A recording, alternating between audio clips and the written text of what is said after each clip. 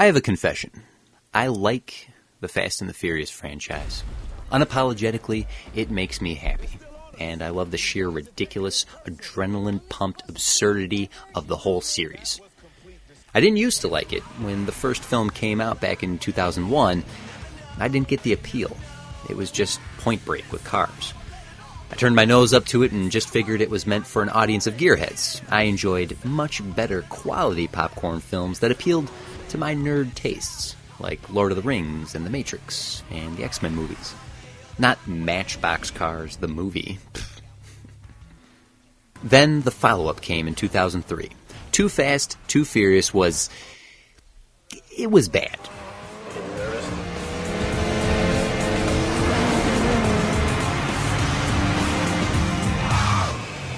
He did the stare and drive on you, didn't he? He got that from me. Vin Diesel didn't even sign up for it, so how could it be any good? At the time, I was developing my writing ability and becoming more serious about film. I was refining my tastes and learning how to write screenplays. I worked at a movie theater and I saw everything that came out. A group of friends and I had a hallway lined with movie posters that we called the Wall of Shame. Too Fast, Too Furious was swiftly placed among Batman and Robin, House of the Dead, Black Knight, and other fantastic failures.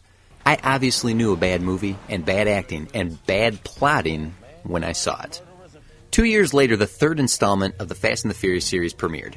I was nearly out of college. I was writing and starting to produce my own films and content. They weren't good, but I had seen hundreds of movies at this point. I went into Tokyo Drift ready to line another poster up on the Wall of Shame. And then, something happened. I didn't hate it. In fact, for the first time in 3 films about street racing and hot babes and criminals, I liked it. And I've been a fan of Fast and the Furious ever since. Don't turn off the video. Hear me out. If only out of sheer curiosity of why I would say such a thing. Tokyo Drift? Really? That one? I mean, really? Hear me out, Jim. Starting with this film and helming the subsequent 3 films in the franchise was Justin Lin, a director who has some of the finest grasp on action storytelling working today. This guy knows how to do fun action movies. If there's anyone to be credited for turning this series into the 7th highest grossing franchise of all time, it's Justin Lin. He embraced everything that this film series about criminal street racers could be and turned it into a blockbuster franchise that is showing no signs of slowing down. And it started here, in his first outing. Fast and the Furious Tokyo Drift takes place chronologically between the events of the 6th and 7th film. The film stars Lucas Black, Natalie Kelly, Sung Kang, Bow Wow, Brian T., and Sonny Chiba. There's no Paul Walker, no Vin Diesel, aside from a cameo. There's just fast cars, hot chicks, thumping music, and sweet, sweet Chiba. I mean drifting. Sweet, sweet drifting.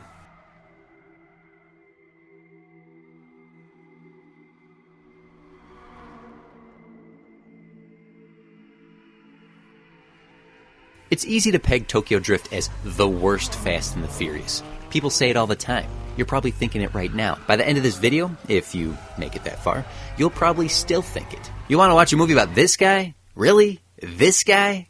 But it's not a bad movie. It's a good movie. It changed the way the series was handled. It defined the series' tone, pace, and style, but still, it's a movie worth studying. Why? Surely not because of the cast or the insipid attempt to Halloween 3 this series. No, it's because Tokyo Drift is a textbook hero's journey. It's screenwriting 101, and that, oddly, makes it classically brilliant. A short while ago, there were a number of people, we'll call them haters, who felt Star Wars The Force Awakens was bad because it was too much like A New Hope. And yeah, sure, it was like it. It touched a lot of the same beats as A New Hope, but it still found a new way to tell the tale, new characters to play with. It was a palate cleanser from the less-than-loved prequels. Force Awakens rode the nostalgia line while reintroducing the film-going world to the galaxy far, far away. And it did it by using the most tried and true formula of adventure films. The very same formula used time and again in adventure films. The monomyth. The hero's journey. The monomyth is a popular form of structure derived from Joseph Campbell's book, The Hero with a Thousand Faces. There are several amazing video essays about this, and I recommend all of these. It's essentially a more detailed character arc for a story's hero, which is overlaid onto the more traditional three-act structure that many successful Hollywood movies such as Star Wars, Back to the Future, The Matrix, Iron Man, Wizard of Oz, Spirited Away, on and on and on, appear to follow. There are 12 steps in the hero's journey.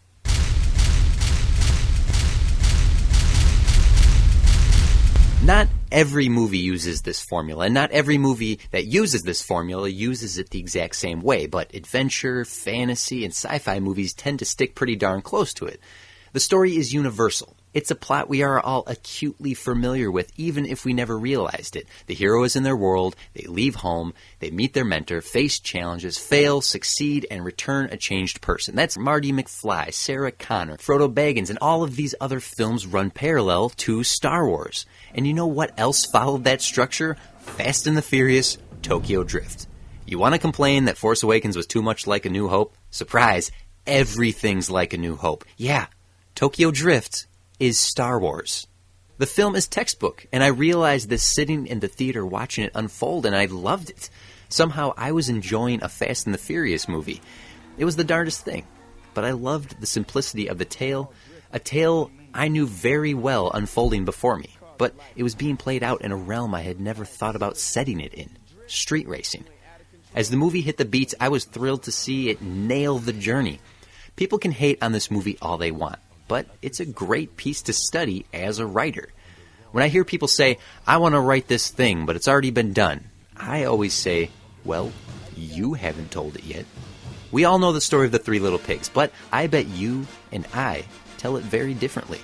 Who cares if the story has been told before? Now is your time to tell it and find a unique way to do so. What's a more unique way to tell Star Wars than with fast cars in Japan?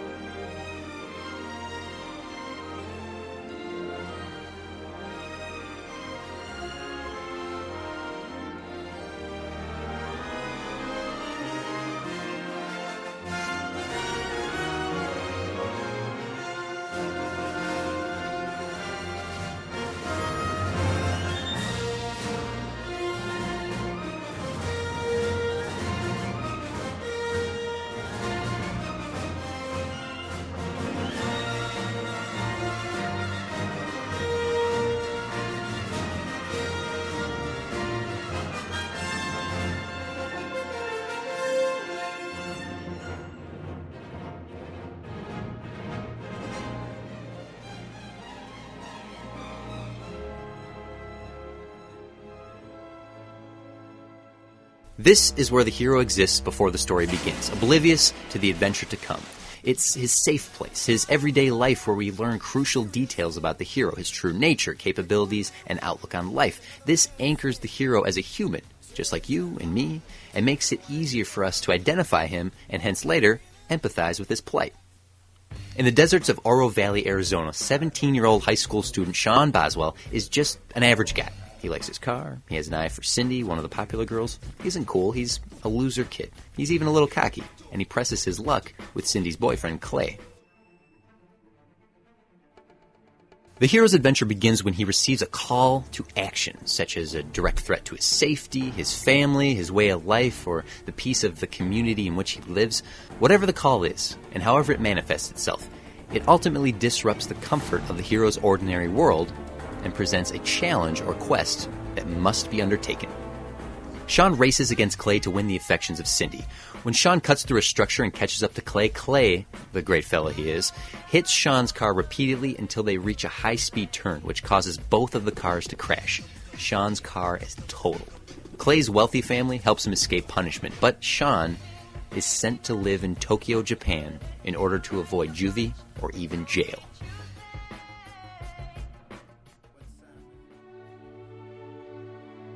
The hero may be eager to accept the quest, or he may not. At this stage, he will have fears that need overcoming, second thoughts or deep personal doubts as to whether or not he is up to the challenge. When this happens, the hero will refuse the call, and as a result may suffer somehow. The problem he faces may seem too much to handle, and the comfort of home far more attractive than the perilous roads ahead. Sean doesn't want to be in Japan. It's not his home. He doesn't want to be with his estranged father. He's unhappy. At his new school, Sean befriends Twinkie, who introduces him to the world of drift racing. Sean has a confrontation with Takashi. He's challenged, and despite the warnings of Twinkie, Sean refuses to listen, and Sean's stubbornness gets the best of him. He knows how to race. It's what he does. How different could it be from back home? He has no need to accept this new world.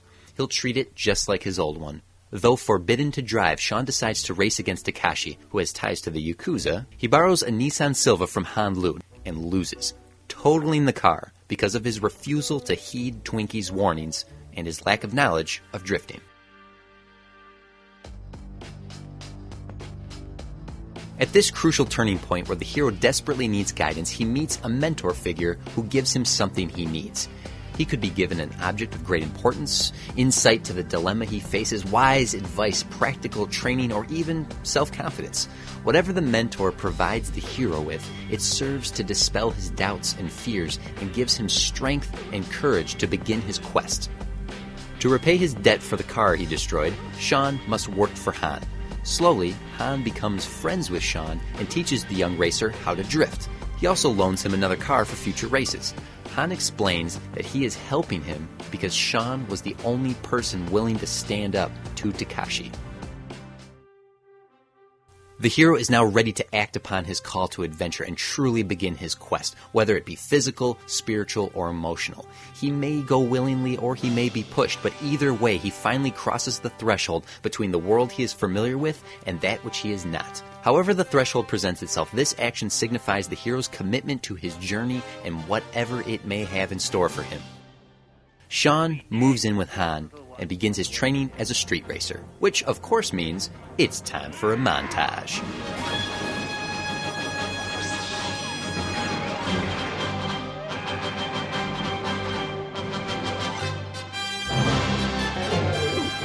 Stop that ship! Blast them!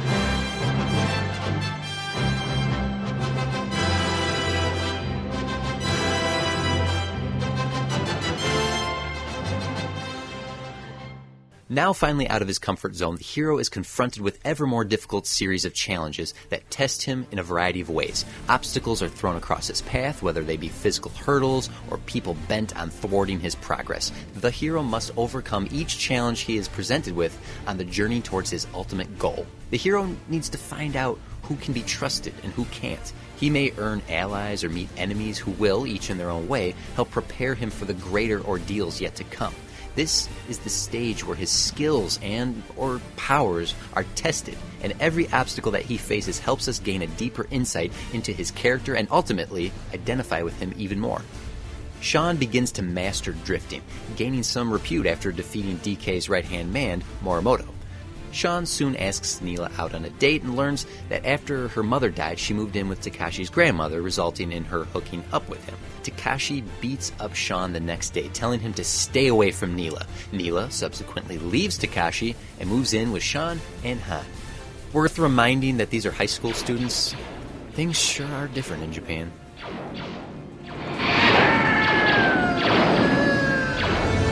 The inmost cave may represent many things in the hero's story, such as an actual location in which lies a terrible danger, or an inner conflict which, up until now, the hero has not had to face. As the hero approaches the cave, he must make final preparations before taking that final leap into the great unknown. At the threshold to the innermost cave, the hero may once again face some of the doubts and fears that first surfaced upon his call to adventure. He may need some time to reflect upon his journey and the treacherous roads ahead in order to find the courage to continue. This brief respite.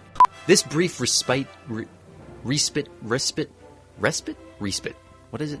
This helps the audience understand the magnitude of the ordeal that awaits the hero and escalates the tension in anticipation of his ultimate test. Takashi's uncle Kamada, the head of the Yakuza, reprimands Takashi for allowing Han to steal from him.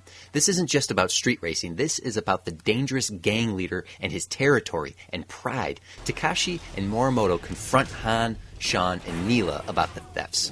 Twinkie causes a distraction, allowing Han, Sean, and Neela to flee, pursued by Takashi and Morimoto. The supreme ordeal may be a dangerous physical test or a deep inner crisis that the hero must face in order to survive, or for the world in which the hero lives to continue to exist. Whether it be facing his greatest fear or most deadly foe, the hero must draw upon all the skills and his experience gathered upon his path to the innermost cave in order to overcome his most difficult challenge. Only through some form of death can the hero be reborn, experience a metaphorical resurrection that somehow grants him power or insight necessary in order to fulfill his destiny or reach his journey's end.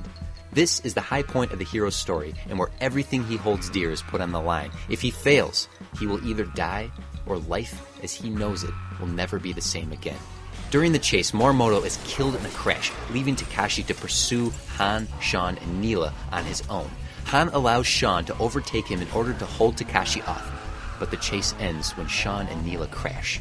Moments after escaping from Takashi, Han is critically injured when he is rammed by another car.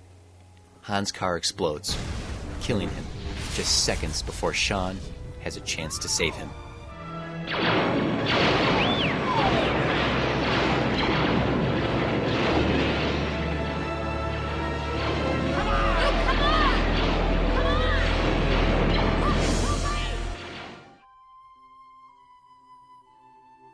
After defeating the enemy, surviving death, and finally overcoming his greatest personal challenge, the hero is ultimately transformed into a new state, emerging from battle as a stronger person and often with a prize. The reward may come in many forms: an object of great importance or power, a secret, greater knowledge or insight, or even reconciliation with a loved one or ally. Whatever the treasure, which may well facilitate his return to the ordinary world, the hero must quickly put celebrations aside and prepare for the last leg of his journey. Takashi, Sean, and his father become involved in an armed standoff, which is resolved by Neela agreeing to leave with Takashi. Twinkie gives his money to Sean to replace the money Han stole, which Sean then returns to Kamada. This stage in the hero's journey represents a reverse echo of the call to adventure, in which the hero had to cross the first threshold. Now he must return home with his reward, but this time the anticipation of danger is replaced with that of acclaim and perhaps vindication, absolution, or even exoneration. But the hero's journey is not over, and he may still need one last push back into the ordinary world. The moment before the hero finally commits to this last stage of his journey may be the moment in which he must choose between his own personal objective and that of a higher cause. Sean proposes a race to Takashi to determine who must leave Tokyo. Kamada agrees to this challenge, but on the condition that the race takes place on DK's mountain. Sean and Han's friends then build a new car for Sean, salvaged from Han's Nissan Silva and other spare parts. This is the climax in which the hero must have his final and most dangerous encounter with death. The final battle also represents something far greater than the hero's own existence, with its outcome having far-reaching consequences to his ordinary world and the lives of those he left behind. If he fails, others will suffer, and this not only places more weight upon his shoulders, but we feel part of the conflict and share in the hero's hopes, fears, and trepidation. Ultimately, the hero will succeed, destroy his enemy, and emerge from the battle cleansed and reborn. That night on the mountain, crowds gather to see the race. Takashi takes the lead initially, but Sean's training allows him to catch up, determined to win. Takashi resorts to slamming Sean's car, eventually missing and driving off the cliff while Sean crosses the finish line. The race is over. Takashi is dead. Sean is victorious, his training from Han leading him to success. Kamada keeps his word and lets Sean remain in Tokyo. This is the final stage of the hero's journey, in which he returns home to the ordinary world a changed individual. He will have grown as a person, learned many things, faced many terrible dangers and even death, but now looks forward to start his new life. His return may bring fresh hope to those he left behind, a direct solution to their problems, or perhaps a new perspective for everyone to consider. The final reward he obtains may be literal or metaphoric. It could be a cause for celebration, self-realization, or an end to strife, but whatever it is, it represents three things: change, success, and proof of his journey.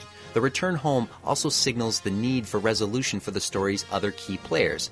The hero's doubters will be ostracized, his enemies punished, and his allies rewarded. Ultimately, the hero will return to where he started, but things will clearly never be the same again. The next night, Sean is the new Drift King. He is honored and respected for his skills, for defeating Takashi. He is a hero, and he revels in his glory. Missing his friend, but honored to be counted as an equal in his new home. He no longer wants to leave Japan. He wants to stay. This is his home. Is this movie the best? Am I saying it's even as good as New Hope? No, of course not. Don't be insane. But it isn't the worst, not even in this inexplicable franchise. When people say it's a bad movie, they have a right to that opinion. But I say it deserves a rewatch or reconsideration. You say it's bad, but I ask you, when's the last time you actually saw it? It took this movie and Justin Lin's continued work on the franchise to get me to go back and rewatch those first two films. And I've grown to really appreciate this bizarrely fun, action-packed, and silly series with each installment. It knows exactly what it is, and it continues to thrive in its universe. It maintains its themes and plots, and Tokyo Drift alone runs structural circles around some of the biggest budgeted films with awful, unstructured garbage scripts. Justin Lin came into this movie and he gave it excitement and passion. He spoke to an audience that wasn't being spoken to. In this movie, he laid the groundwork for a vibrant and ridiculous world where heroes don't wear capes and fly through the sky, but buckle up and speed through the streets. He took the tired mythos of two mediocre action movies, loaded with tropes, and doubled down in the simplest of ways. He didn't reinvent the wheel or even try to. He took the most universal of stories and told his version of it. What makes Tokyo Drift so incredible is the simple adherence to the hero's journey. I have a deep appreciation for this movie's ability to tell the story we've all heard and seen a million times over in a unique and ordinary way. When I have those conversations with friends who don't want to tell a story because it's been done, I challenge them to do it anyway. Give it a fresh voice. Give it your voice. I've never heard you tell it, so tell it to me now. Find a new way to tell the same tale. Use proven and tried methods of storytelling to craft universally appealing adventures. Take Star Wars and make Tokyo Drift. But of course, that's just one guy's long-winded opinion. Hey everyone, thank you for giving that a watch. I hope you found something interesting in this essay. Maybe let me know in the comments what you think about the Fast and or Furious franchise, or what you thought about this extended episode. This is something I'm planning to do a bit more of this year, having been inspired by some amazing YouTube essayists out there and being encouraged to give this a try by friends and viewers. If it was for you, come back again for my next installment. If not, I'll be back to my 1-minute reviews next month. Like, subscribe, comment, share, if any of those are things you like to do. With that said, that's all for me this time. Thanks as always for watching. I am TC DeWitt, and you are family.